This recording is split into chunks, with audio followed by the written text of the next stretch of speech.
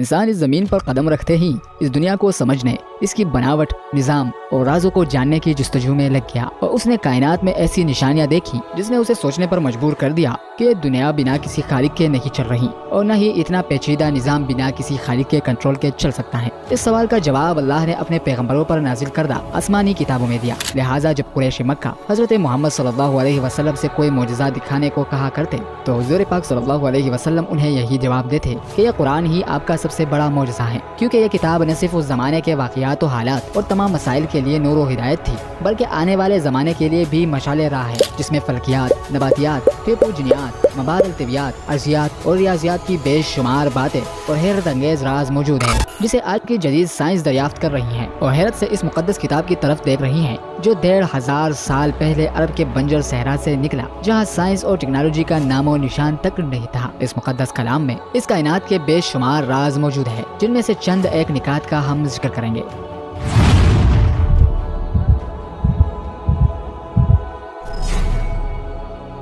लोहा ज़मीन पर मुख्तलिफ शक्ल में पाया जाता है, मगर ये ज़मीन का मादा नहीं बल्कि ये आसमान से इस दुनिया में आया है। साइंस के इस नई तहकीक के मुताबिक लाखों करोड़ों साल पहले कुछ सितारे धमाके से फटे और ज़मीन पर गिरने वाले मेटेरोइड से लोहा ही ज़मीन पर आया, जिसका जिक्र कुरान मजीद में कुछ यूँ है। और हमने लोहे को ज़बरदस्त ताकत देकर उतारा ताकि इंसान इसका फ़ायदा उठा सके।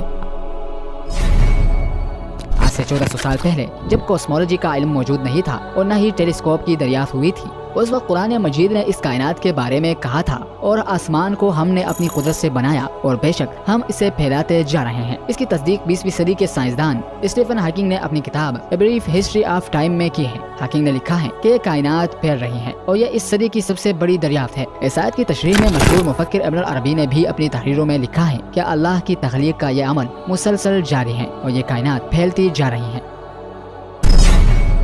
नबी सल्लल्लाहु अलैहि वसल्लम पर अबू जहल के मुतालिक एक आयत नाजिल हुई। यकीनन अगर ये बाज न रहा तो हम इसकी पेशानी के बाल पकड़कर घसीटेंगे, ऐसी पेशानी जो झूठी खताकार है। ये आयत इसलिए नाजिल हुई थी क्योंकि अबू जहल बहुत झूठ बोला करता था। इस आयत में दिमाग के सामने वाले हिस्से को झूठा कहा गया है। आज जदीद साइंस हमें बताती है कि दिमाग का प्री फ्रंटल एरिया यानी सामने वाला हिस्सा ही सच और झूठ बोलने का जिम्मेदार होता है। क्यों कुरान मजीद ने पेशानी की तरफ इशारा करके इसी साइंसी हक़ाइक़ को साफ कर दिया। सूरह अल-क़ियामा में अल्लाह का इरशाद है, हाँ जरूर करेंगे, हम तो कादिर हैं कि इसकी पोड़ पोड़ तक दुरुस्त कर दे। दरअसल आदम अलैहिस्सलाम से लेकर क़यामत तक आने वाले हर शख्स का अलग अलग फिंगरप्रिंट होता है। यहाँ तक के जुड़वा बच्चों तक के फिंगरप्रिंट मुख्तलिफ होते हैं। ये फिंगरप्रिंट एक इंसान की सबसे इनफरादी शनाख्त होती है, जिसे आज 20वीं सदी में फोरेंसिक साइंस इस्तेमाल कर रही है। लेकिन कुरान मजीद ने इससे 1400 साल पहले ही बयान कर दिया कि बरोज़े क़यामत अल्लाह इंसान की हड्डियों और उंगलियों के पोड़ पोड़ तक दुरुस्त करके उसे जिंदा उठाएगा। कुछ साल कबल यूनिवर्सिटी ऑफ लोजन के एक रिसर्च में बताया गया कि चींटी दूसरे कीड़े मकोड़ों के मुकाबले काफी समझदार और मुहर्रिक होती हैं, क्योंकि वो आपस में ही बातें करती हैं। दरअसल ये चींटियां अपने मुंह से एक फ्लूइड निकालकर दूसरी चींटी के मुंह में रख देती हैं और वो इस पैगाम को डिकोड करके समझ लेती हैं। कुरान मजीद में सुलेमान अलैहिस्सलाम के वाक़ये के ज़मन में कहा गया है कि एक चींटी ने कहा, ए चींटियों अपने बिलों में घुस जाओ, कहीं ऐसा न हो कि सुलेमान और उसका लश्कर तुम्हें कुचल डाले और उन्हें खबर भी न हो। बरसों कबल मुल्हिदीन कुरान पाक के इस वाक़ये को महज किस्सा और अफसाना करार देते रहे और मजाक बनाते रहे कि चींटियां कैसे बात कर सकती है, जिसे आज जदीद साइंस ने अपनी तहकीक से साबित कर दिया है।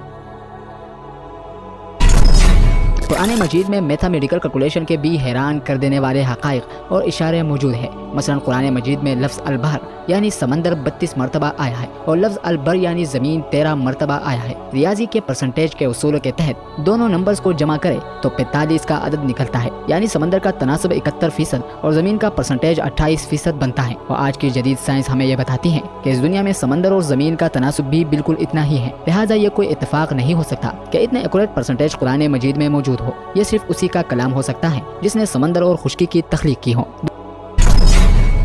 दुनिया का हर जानदार खुलियों से बना एक मखलूती मखलूक है और खुलियों सेल से ही तमाम जानदार की तख्लीक होती है। इन खुलियों का मरकजी किरदार क्रोमोसोम होता है, जिससे डीएनए बनता है। दरअसल दुनिया के हर जानदार के अंदर मखसूस तादाद में क्रोमोसोम पाए जाते हैं। इन क्रोमोसोम्स में इस जानदार के तमाम मौसी खुसूसियात पाई जाती हैं जो वह अपने आबाओ अजदाद से हासिल करता है और जिसमें इसके बनावट, शक्ल, सूरत और आदाद व अतवार सब कुछ मौजूद होती हैं। इंसान की खुलियों के अंदर 46 क्रोमोसोम्स पाए जाते हैं, घोड़ों के अंदर 64, बिल्ली के अंदर 38, जबकि बकरियों में 60 क्रोमोसोम्स मौजूद होते हैं और इसी तरह हर जानवर और पेड़ पौधों का अपना अलग अलग क्रोमोसोम नंबर होता है। वाज़ेह रहे कि क्रोमोसोम्स की दरियाफ्त प्रोफेसर वाल्टर फिलिप ने साल 1882 ईस्वी में की थी, जबकि इंसानी क्रोमोसोम्स की दरियाफ्त साल 1956 में हुई। अब अगर हम कुरान मजीद में सूरह अल-ज़लज़ला में गौर करें, इस आयत में मौजूद लफ्ज़ इंसान से पहले 46 हर्फ आते हैं। यह हैरानी की बात है कि इंसानी जिस्म में भी 46 क्रोमोसोम्स पाए जाते हैं। इसी तरह सूरह अल-बकरा में लफ्ज़ बंदर से पहले 48 हर्फ आते हैं और बंदर के जिस्म में भी 48 क्रोमोसोम्स होते हैं। इसी तरह सूरह नमल के अंदर लफ्ज़ शहद की मक्खी से पहले 16 हर्फ आते हैं, जो कि शहद की मक्खी का क्रोमोसोम नंबर है।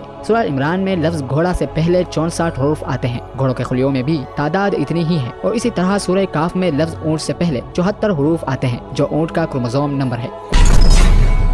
कुरान मजीद में बेशुमार साइंटिफिक फैक्ट्स के अलावा बहुत सारी पेशनगोइयाँ यानी फ्यूचर प्रेडिक्शन भी मौजूद है, जिनमें बहुत सी पेशनगोइयाँ वक़्व पजीर हो चुकी हैं और कुछ होना अभी बाकी है। जिस वक्त नबी करीम सल्लल्लाहु अलैहि वसल्लम मक्का में तशरीफ फरमा थे, उस वक्त दुनिया के दो अजीम ताकतें यानी रूम और फारस के दरमियान शदीद जंग बरपा थी। जंग में मुसलसल पर्शियन एम्पायर की फौज रोमन एम्पायर को शिकस्त दे रही थी। मुशरिकीन मक्का फारस की फतह से बहुत खुश थे, क्योंकि फारसी भी आग की पूजा किया करते थे और वो भी मुशरिक थे। लिहाजा इस दौरान सूरह रूम की आयत नाजिल हुई, रोम वाले करीब तरीन जमीन में मगरूब होंगे, मगर वो इस शिकस्त के बाद चंद ही सालों में गालिब आ जाएंगे। अरबों के लिए ये पेशनगोई बिल्कुल नाकाबिले यकीन थी, क्योंकि रूमी मुसलसल शिकस्त पर शिकस्त खा रहे थे। लेकिन चंद ही अरसे बाद कैसर रूम कुस्तुनतुनिया से बाहर निकला और उसकी फौजों ने फारसियों पर पे दर पे हमले किए, जिससे फारसियों को शिकस्त हुई और रोमी गालिब आ गए। रोमियों के मुतालिक ये आलमी पेशनगोई कोई मामूली बात नहीं थी, बल्कि यह कुरान करीम का एक हैरत अंगेज मौजज़ा था, जिसने कुरैश मक्का को बिल्कुल हैरान कर दिया था।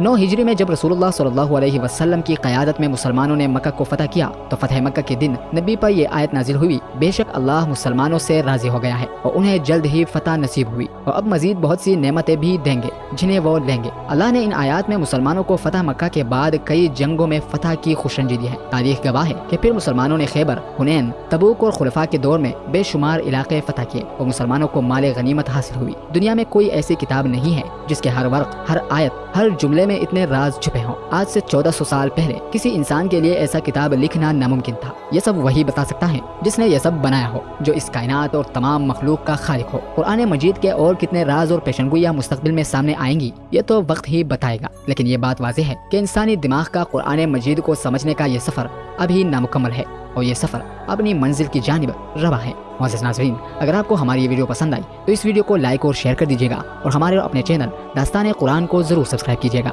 अल्लाह ताला से दुआ है कि हमें अपनी फरमाबरदारी और शुक्रगुजारी की ज़िंदगी गुजारने की तौफीक अता फरमाए।